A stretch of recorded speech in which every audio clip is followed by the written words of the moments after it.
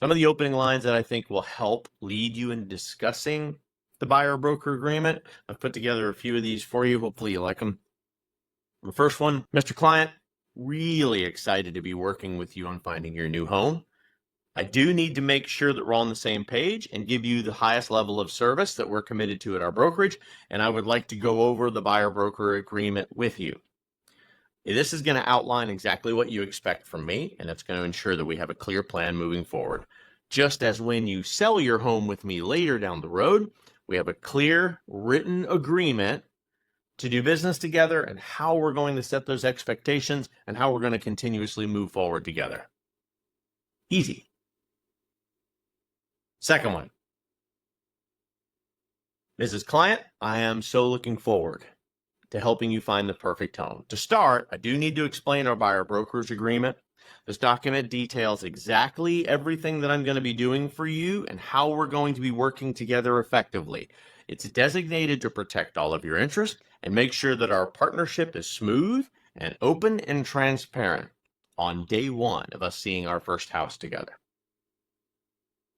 Next, Mr. and Mrs. Buyer, I am thrilled to get started on your home search, but before we dive in, I do need to talk to you about our buyer's brokerage agreement. This is a simple way to outline how I best serve you, how we are both clear, and how to expect how we're going to work together throughout the process. Next one, Mr. and Mrs. Buyer, kick off our home search on the right foot. I want to review the buyer's broker agreement with you. This is a quick rundown of how I'm going to support you and what we can both expect. This is also going to help ensure smooth and successful home buying journey. While we walk through this agreement together, if you have questions, let's talk about them in those sections so you have clear understanding moving forward. And then probably the fastest and the simplest is, hey, Mr. and Mrs. Buyer, I'm excited to be working with you. I do need to take a moment to review the buyer's broker's agreement that is now required in our state. This is going to help us set those clear expectations of how we're going to work together and how we're going to find your dream home fast and efficient. I realize everybody's asking themselves right now, hey, well, this didn't even talk about compensation. Hang tight, kids. You didn't walk into your first date talking about how you're going to get married. You walked into your first date talking about, why am I the right person in your life, in your relationship, and what are we going to do to build that relationship better? But here are some terms that I do need us to agree to on how I like to work and how I hope you'll be cooperative in that experience. That's what's going to start bringing up some objections while you're walking through the agreement itself. You don't have to hit the road with compensation. This is not what you're all about. It is expected that you are paid for your services. You have always been paid for your services. Stop focusing on it. Utilize your agreement and your understanding of contract language and how to give it a layman's explanation. Make this a nice, subtle conversation, a rope-a-dope. Simple. First objection you're going to run into, buyer broker's agreement. What's this? It even sounds complicated. The response is simple. This agreement is basically a contract between you and I. This outlines how you and I are going to work together. It spells out my responsibilities, like how I'm going to find the home that matches your criteria, that I am responsible to negotiate offers, I am responsible for handling paperwork, and in return, it specifies how exactly I will be compensated. It's designed ultimately to protect both of us and make sure we're on the same page. You're exclusively going to work with me. I'm exclusively going to work with you while we find a home together. And in exchange, I expect to get paid somewhere in the process. Where those funds come from will be between you and I and the buyer's agent and the selling agent and those other brokerages that get involved in all of this to make sure that proper compensation is allotted. Next objection you're going to hit is, well, exclusivity. I don't want to be tied down to one agent.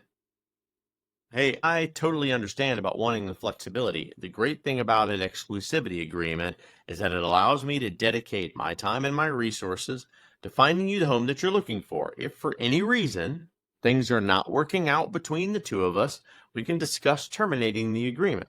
My goal is simply to ensure that you feel confident and supported throughout our process.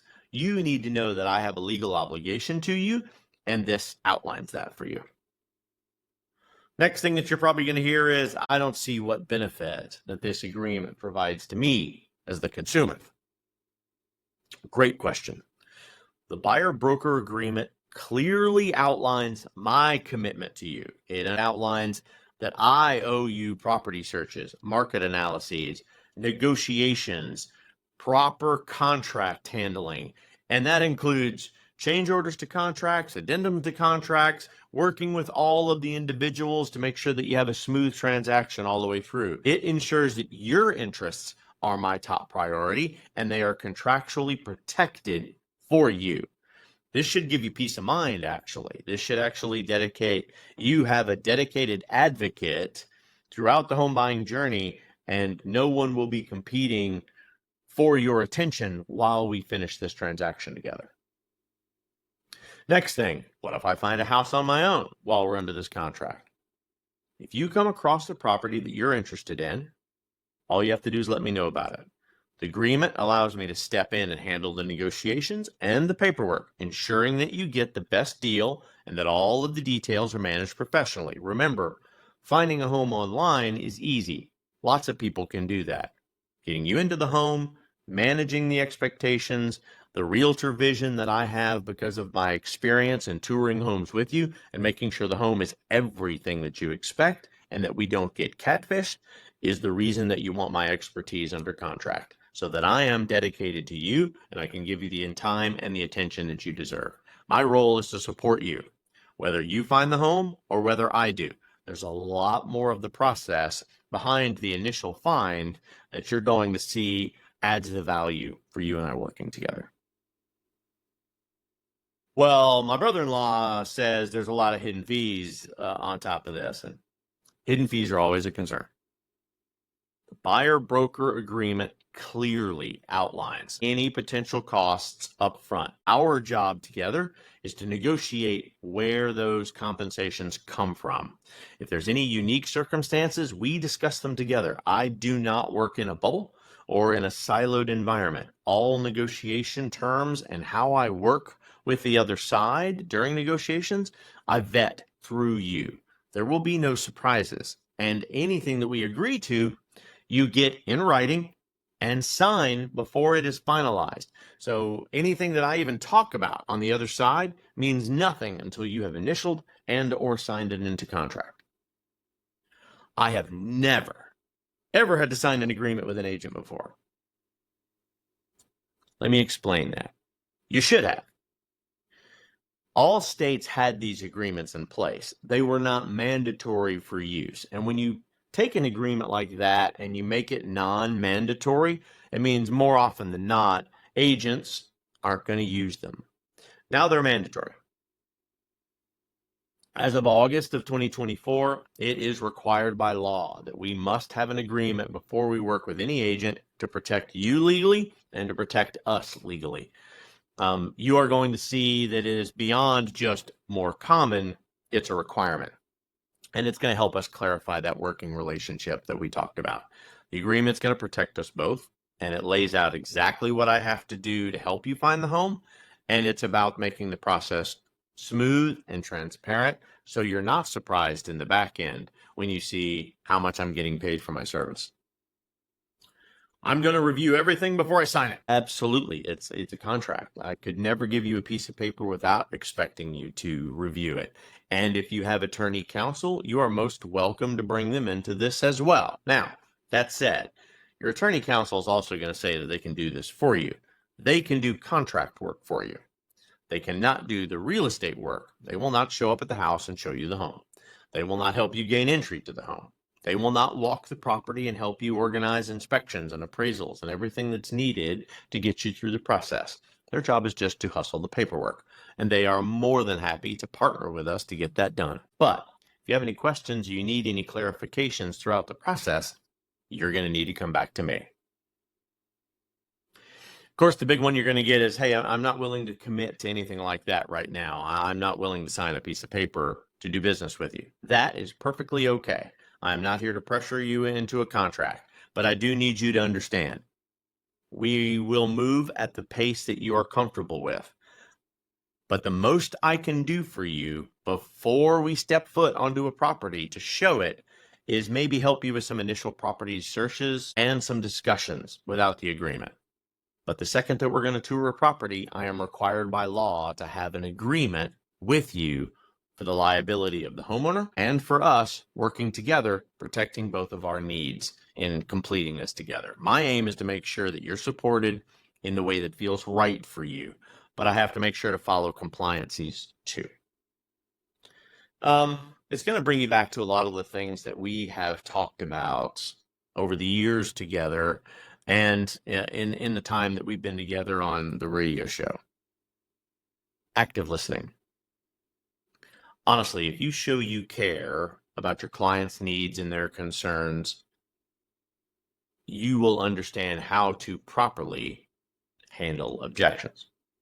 Objection handling is a huge part of what is being successful in sales. Make sure you don't get frustrated. Keep calm when things are getting stressful. There is an insane amount of anxiety involved in purchasing the largest investment that they will probably ever sink money into. Practicing some scripts like what I just reviewed with you will help you become a lot more comfortable with it, and it's going to make it a lot easier conversation. But just like when you just started real estate and you kind of needed to do a little bit of role playing and go back and forth with a partner agent so that you got comfortable having the conversations, do the same. If you want to do it right, do it with your broker. Make sure to get on the phone with them, have a direct conversations like this, get on camera like we're on here so that you can read each other's facial expressions and be honest and give critique that you can act on. Don't just be critical. Tell them, hey, if you maybe would have used a few words like this, it would have made it smoother or easier for me to understand. It didn't sound so legalese, so it would make me more comfortable. Look, I've been in real estate for a long time now. For the past 6 years, I have been building everything that we have accomplished to get things to our brokerage and to manage at a level as a broker that I believe I can represent agents and clients responsibly, ethically, and honestly. I have overseen many agents. I have trained many agents in my years now. And it's something I truly enjoy. But I can tell you, the one thing that has been a saving grace for any agent that I have worked with is going to be the buyer-broker agreement. It's going to minimize your disputes with other agents. It's going to minimize your disrepresentation with your clients. It's going to make it so simple that you can handle relatively quickly just about anything by simply revisiting the agreement that you had together. It's truly meant by design to protect both parties, and it always has been. If you're not using an agreement in your business now, you got about a week. Get it going. Remember something about your compensation. You are paid to deliver to completion a service. We don't charge by the hour.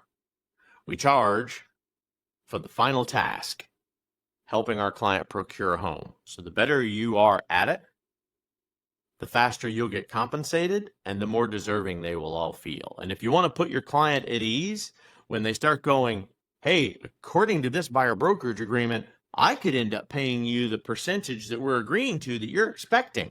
This is very true.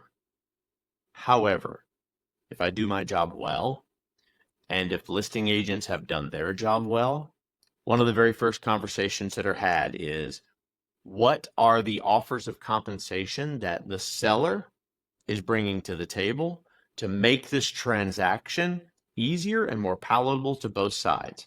What are they offering to the buyers to make this a more palatable discussion and to make me want to buy their house over yours? And traditionally, this is a financial conversation. I've either always wanted a price drop or some type of concession to help me with repairs or closing costs, ask for an agreement to help pay for some of the expenses that I am incurring on my buyer's broker side. I want to thank everybody for being here. I know this is going to be a difficult time for a lot of you. Don't get frustrated. Competition's going to thin out. The agents that don't have the support of the broker and the brokerages to be able to work through these challenges are going to simply leave the business. That's good for you that hang in there and they get it done. So give yourself a pat on the back. Being here today is what starts you on the right journey for simply business changes that happen all the time in every single industry. Don't give up now. You're already really good at this. Now we're going to fine tune it and make it just a little more transparent for you and the client to be able to work together more fairly and more completely.